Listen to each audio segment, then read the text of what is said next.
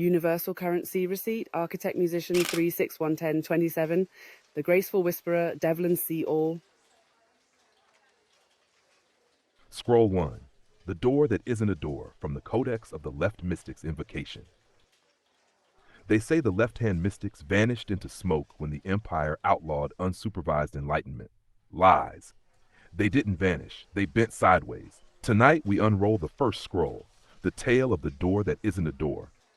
Right-hand witnessing. I see what sees me. The City of Correct Angles. The story begins in a city famous for two things: excellent manners and terrible mirrors. Streets built straight as rulers, prayers spoken like tax forms. Every child learns to keep their eyes forward, never left. Left is suspicious, left is crooked, left is yours. At noon, when shadows shrink, Kaia no title notices hers bend left. Not straight, not proper. Left. Children laugh, adults pretend not to see. But an old fishmonger, hand-smelling of tide and secrets, mutters, "That's the invitation. Answer it or carry it like a limp you'll never heal." The door shaped nothing. The fishmonger sends Kaia to Angle Alley, where buildings lean like tired elders. She finds it, a rectangle of absence outlined on a wall. No knob, no hinges, just a door shape where reality skipped a stitch. Scrawled beside it in soot, "If you need a doorknob, you're not ready." Kaia laughs out loud, awkward, rebellious, the kind of laugh you cover with a cough in Empire-approved company. She places her left palm on the outline. It's warm. The alley exhales. Her hair lifts as though a grandmother brushed it from another dimension. To enter, she remembers the fishmonger's advice. Breathe the spiral. Inhale on the left side of the body. Exhale on the right. Inhale on the right. Exhale on the left. 7 cycles, like a serpent coiling around her ribs. On the 7th breath, the nothingness gives way. She steps forward, not into a room, but into a library that laughs. Beneath the library, above ground, the Empire's grand archive of approved knowledge. Below ground, this, a library with lamps of flame that snicker as they burn, shelves that shuffle like gossiping aunties at a reunion. Signs hang crookedly, reference, rumor, and redemption. Maps of rooms you pretend don't exist. Excuses section, 99% off. At the desk waits a librarian with silver locks and storm-dark eyes. Name tag reads, "Nobody." Nobody smiles. "Welcome, child. Place your certainty in the bin." Kaia looks down. The bin is labeled lost and unfounded. Inside are a crystal ball stuck on airplane mode, 3 purity rings, a diploma in spiritual bypassing, 1 very angry ego, still huffing. Kaia drops in her last excuse. The bin burps. Nobody nods.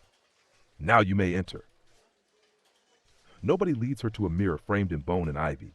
This is the door that isn't a door, they say. You saw it outside. Here you'll see it inside. Kaia peers in. At first, only her face. Then layers peel back. Her past lives, her masks, the good girl, the obedient worker, the holy fraud. Each grins like an actor waiting for applause. The mirror whispers, "What in you profits from your cage?" Kaia flinches. Truth doesn't knock. It kicks. Her answer tastes like salt. Nobody chuckles, not unkindly. "Congratulations, you've paid the first tuition." The left-hand mystics always balance their mysteries with comedy. As Kaia leaves the mirror, she trips over a stack of banned scrolls. Titles include How to Say No Without Apologizing Twice, The Beginner's Guide to Not Explaining Yourself, 50 Shades of Boundary Setting, Nobody Deadpans, Bestsellers up there, Contraband down here. Kaia laughs so hard the lamps hiss. In that laugh, her spine remembers its shape. The first door is not wood nor stone. It is the moment you stop waiting for permission. The drummer who refused the march. Some truths arrive dressed as thunder. Others sneak in wearing rhythm. This scroll, it walks on drums, the setting. A village with no rest. There's a small village pressed under Empire boots. Soldiers march in day and night, pounding their war beat. Boom, boom, boom, boom. You can't think over it, can't pray, can't even dream. Every household shakes with that rhythm. Babies cry in tempo. Cows stop giving milk. Even the roosters crow boom, boom at dawn. The Empire's order is simple. March to our drum, or don't march at all. Now, this village has a drummer named Joro, Big hands, bigger laugh, always late to his own performances. He drums like the river, sloppy, wild, alive. The Empire orders him. Beat the war tempo, keep our soldiers in line. Joro looks them dead in the eye and says, "No." Just like that, no fancy excuses, no trembling. Just, "Nah, that's not my rhythm." The captain sputters, "Then what rhythm will you play?" Joro grins, "The river's." First practice with the troops. They line up, chins high, ready for war. Joro lifts his drumsticks. Everyone expects boom, boom, boom, boom. Instead, he drops in with river rhythm. Plash, plash, swish, pause, tumble, roar. The soldiers stumble immediately. One trips over his own feet, another marches straight into a goat cart, a third just gives up and starts dancing. The villagers laugh so hard the Empire's banner wilts in shame. But here's where it turns strange. That night, when Joro drums alone by the water, the river answers. Its surface ripples in sync with his beat. He realizes the river has always had a rhythm of its own, one that heals instead of conquers. When he drums it, the cows give milk again. Babies stop crying. The whole village exhales like they've been holding their breath for years. The Empire returns furious. "You've sabotaged the march." Joro shrugs. "I didn't sabotage anything. You just can't march where the river refuses to carry you." They try to arrest him. Every time the captain reaches for Joro, his own boot starts sliding, slipping, tripping in time with the river's song.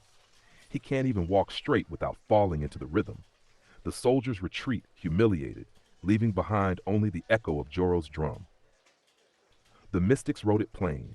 March to Empire's beat and you forget your feet. March to the river's beat and the whole world remembers how to dance.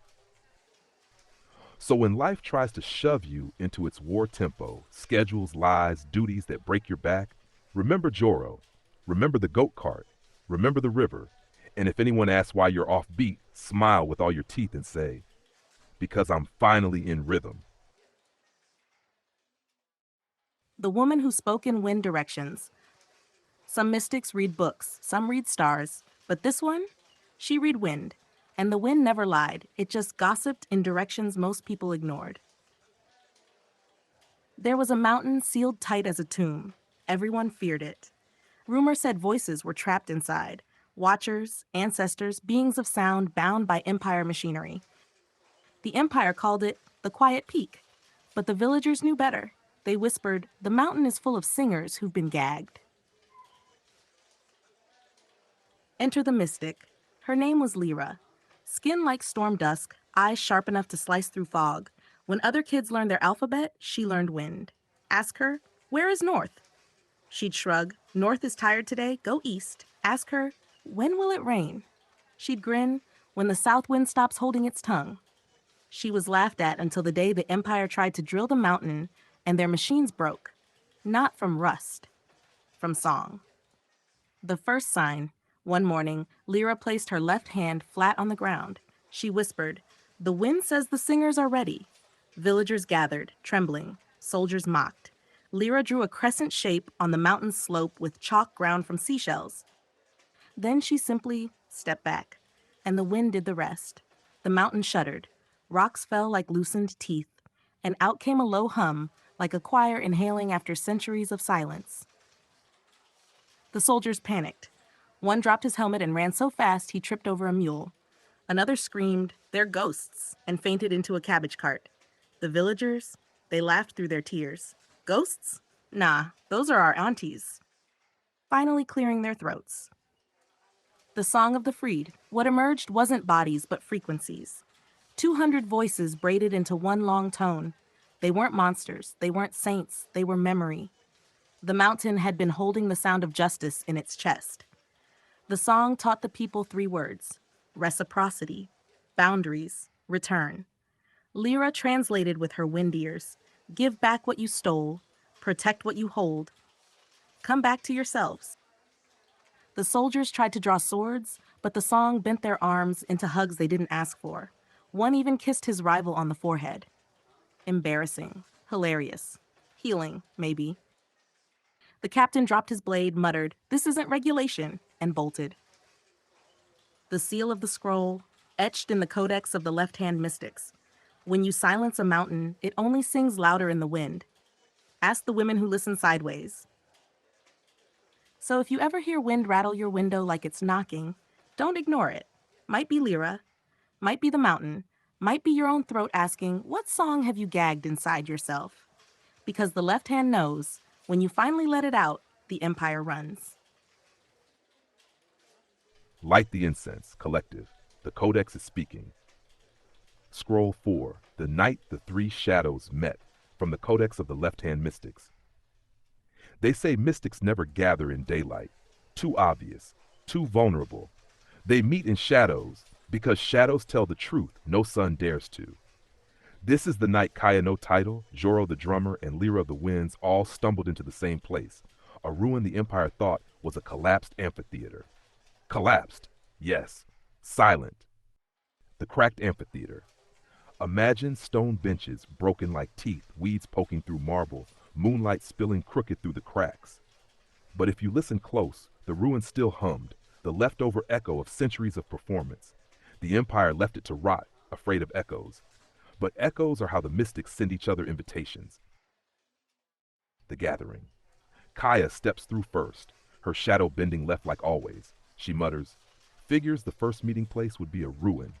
Very on brand. Then Joro arrives, carrying his drum slung over his back like a stubborn child. He immediately tests the acoustics. Boom, boom, bada bap. The amphitheater wakes up with delight. Finally, Lira slips in, one tugging at her braids. She doesn't speak hello. She just says, the east wind says we're late. Three attitudes. Kaia, suspicious, eyebrow cocked. Joro, grinning, already making a song out of mosquito buzz. Lira, deadly serious, like she's listening to 5 conversations the others can't hear. Joro tries to shake Kaia's hand. She smacks his drum instead. Boom, he bursts out laughing. Lira sighs. Children. The first mystery they share. Each carries a story. Kaia tells of the door that isn't a door and the mirror that asked her, what in you profits from your cage? Joro tells of refusing the Empire's march, drumming the river's rhythm until soldiers tripped into goat carts. Lira tells of the mountain opening, releasing voices that only the wind could translate. As each story drops into the air, the amphitheater answers back.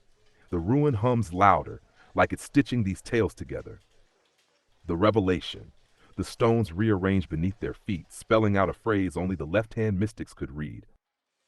Alone you are sparks, together you are fire. Kaia stares. Did the floor just talk? Joro slaps his drum. Nope, it just sang bass. Lira whispers, the west wind says it's time. We're not supposed to be legends, we're supposed to be a choir. The Empire's interruption. Of course, the Empire can't let mystics mingle. A squad of soldiers bursts in, torches blazing.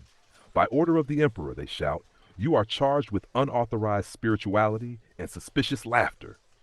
Kaia's shadow lengthens, wrapping around the soldiers' ankles.